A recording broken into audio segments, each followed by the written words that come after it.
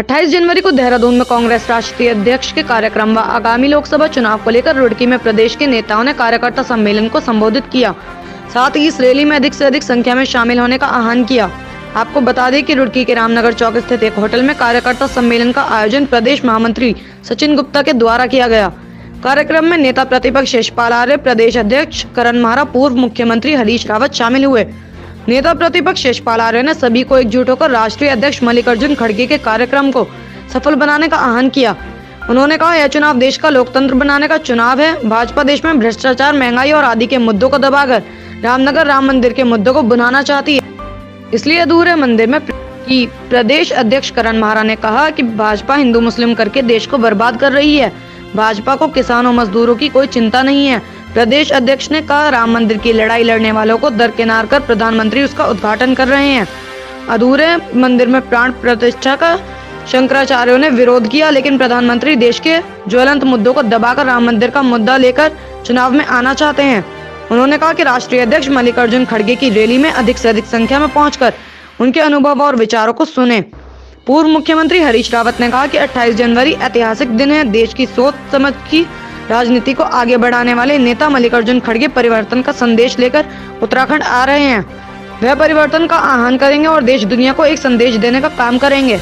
कांग्रेस के कार्यकर्ता सम्मेलन था यहाँ पर रुड़की होटल लोटस के अंदर रखा गया था, जिसका कार्यक्रम संयोजक मुझे बनाया गया था और प्रदेश नेतृत्व में मुझे इतनी बड़ी जिम्मेदारी दी, मेरा सौभाग्य है।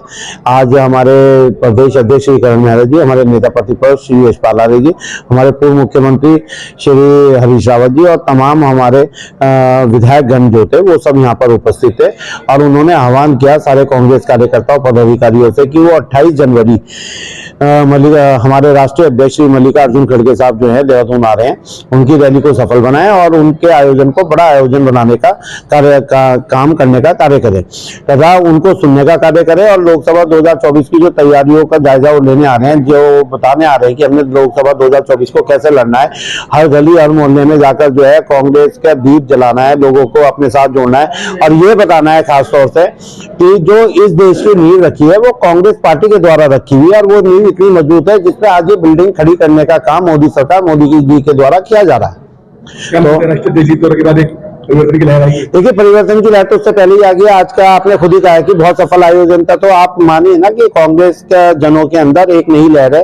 कांग्रेस जन आज यहाँ पे काफी संख्या में, भारी मात्रा में उपस्थित थे और वो सब जब यहाँ से निकल कर गए हैं तो वो इस बात का आह्वान करके गए हैं, इस बात का प्रण लेके गए हैं कि वो अपनी क्षमता से 10 गुना ज्यादा आगे चलकर कांग्रेस पार्टी का काम और कांग्रेस पार्टी को आगे ले जाने का काम करेंगे। मेरा काम, देखिए, मैं अध्यक्ष हूँ पार्टी का। मेरा काम तो सबको उत्साहित करना और सबको साथ लेके चलना है और मैं वही अपील करने के लिए सुबह मंगलौर था, अभी यहाँ हूँ, अभी हरिद्वार जाऊँगा और खासा उत्साह है लोग, क्योंकि मल्लिकार्जुन खड़गे जी का, क्योंकि आप तो पत्रकार हैं, आप जानते हैं कि मल्लिकार्जुन खड़गे जी का जो व्यक्तित्व है वो व्यक्तित्व देखने लायक है। एक ब्लॉक के कार्यकर्ता, बूथ के कार्यकर्ता से लेकर फिर ब्लॉक अध्यक्ष बने 1969 में, वहां से काश्तकार का बेटा, एक दलित का बेटा राष्ट्रीय पार्टी का अध्यक्ष बना है और जिस समय सबसे कठिन समय है कांग्रेस का, उस समय वो राष्ट्रीय अध्यक्ष बने हैं और जिस बेबाकी से वो लड़ते हैं सदन में, कर्नाटका में जिस तरीके की जीत उन्होंने अपने नेतृत्व में दिलाई वो काबिले तारीफ है और हर कार्यकर्ता उनको सुनना चाहता है कि मल्लिकार्जुन खड़गे उत्तराखंड में आके क्या संदेश देना चाहते हैं। उसका नाम विराट कार्यकर्ता सम्मेलन रखा है क्योंकि मल्लिकार्जुन खड़गे जी में थोड़ा व्यक्तित्व में फर्क है। उन्होंने ये चाहा कि हर बूथ से कोई ना कोई व्यक्ति वहां रहे ताकि संदेश बूथ तक जाए। उन्होंने चाहे मंडलम के लोग आए, उनने चाहे बूथ कमेटी के और जिला कांग्रेस कमेटी के और ब्लॉक कांग्रेस कमेटी के कार्यकर्ता वहां रहे, वो कार्यकर्ताओं को संबोधित करना चाहते हैं और मुझे लगता है कि भारी संख्या में, क्योंकि 11,835 बूथ इस पूरे राज्य में है, उस हिसाब से अगर आप देखें तो संख्या क्या होगी, हमारे ब्लॉक के वो होंगे, अच्छी बड़ी संख्या में वहाँ कार्यकर्ता उनकी बात सुनेगा और मुझे भरोसा है, उम्मीद है कि एक नया संदेश जाएगा जिससे बीजेपी आज घबराई हुई है। एक तरफ राहुल गांधी की यात्रा रोक रहे हैं, दूसरी तरफ उनको मंदिर जाने से रोक रहे हैं। एक आपसी प्रेम होता था पार्टी में, चुनाव में हम लोग चुनाव लड़ते थे लेकिन एक सौहार्दपूर्ण वातावरण रहता था। उदाहरण है, राजीव गांधी ने जब अटल बिहारी वाजपेयी जी की तबीयत खराब हुई, उनको एक कमेटी का अध्यक्ष बना के अमेरिका भेजा ताकि वो इलाज करा सके। नेहरू जी ने विपक्ष के कुछ साथियों को हमेशा वो सदन में लेते थे ताकि विपक्ष की आवाज भी सदन में रहे।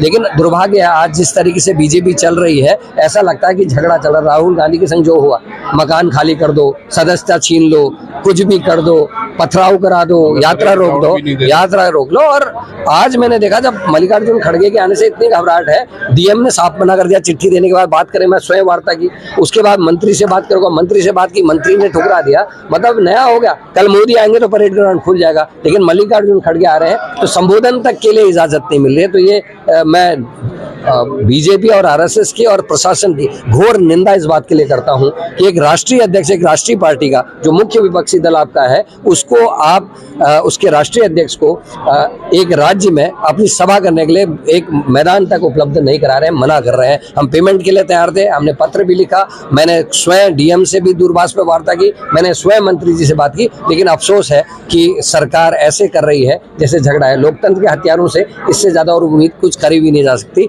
10 सालों में 9 जनता के द्वारा चुनी हुई सरकारें जब इनने गिराई, तब मुझे लग रहा था कि शायद कुछ है, लेकिन आज मुझे ये भरोसा हो रहा है, जिस तरीके से इलेक्शन कमीशन विपक्षी पार्टी को मिलने का समय नहीं दे रहा, जिस तरीके से विपक्ष के नेताओं पे ईडी सीबीआई लग रही, जिस तरीके से विपक्ष की नेताओं को मीटिंग करने से रोका जा रहा है, निश्चित ही कहीं ना कहीं लोकतंत्र को भारी खतरा है। आपके पत्रकारों में देख लीजिए, प्रसून वाजपेयी से लेकर अभिसार शर्मा से लेकर अनेकों पत्रकार, जो वरिष्ठ पत्रकार थे, जो हमेशा बेबाकी से कांग्रेस के खिलाफ भी बोलते थे, आज उनको घर बैठा दिया है। देखिए, विपक्षी पार्टी हमेशा अपनी बात जनता तक ले आने का और अवेयर करने का काम करते हैं। हम बेरोजगारी की बात कर रहे हैं, हम अंकिता की बात कर रहे हैं, हम मणिपुर की बात करें, अंतर्राष्ट्रीय खिलाड़ियों के अपमान की बात करें, मंत्री किसान के बच्चों को मार दे रहा है, कुचल दे रहा है, कुछ कार्रवाई नहीं हो रही। सांसद जो है अंतर्राष्ट्रीय खिलाड़ियों का अपमान कर दे रहा है। खिलाड़ी अपने जीवन भर की परिश्रम करके जीते हुए गोल्ड मेडल वाली लड़की कुश्ती छोड़ दे रही है, प्रधानमंत्री को फर्क नहीं पड़ रहा है।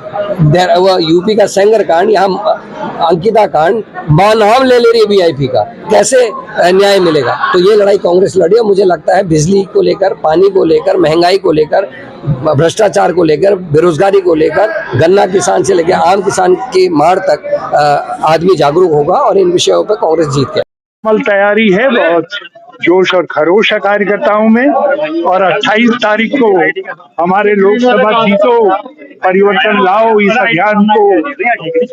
अभियान को की शुरुआत करने के लिए, इसकी शुभारंभ करने के लिए श्री मल्लिकार्जुन खड़गे जी, जो गांधी, नेहरू, अंबेडकर की परंपरा के ध्वजवाहक हैं, राष्ट्रीय अध्यक्ष, वो पधार रहे 28 तारीख को देहरादून पधार। और मुझे पूरी उम्मीद है कि रुड़की से और हरिद्वार से भारी संख्या में उनके स्वागत के लिए कार्यकर्ता देहरादून पहुंचे।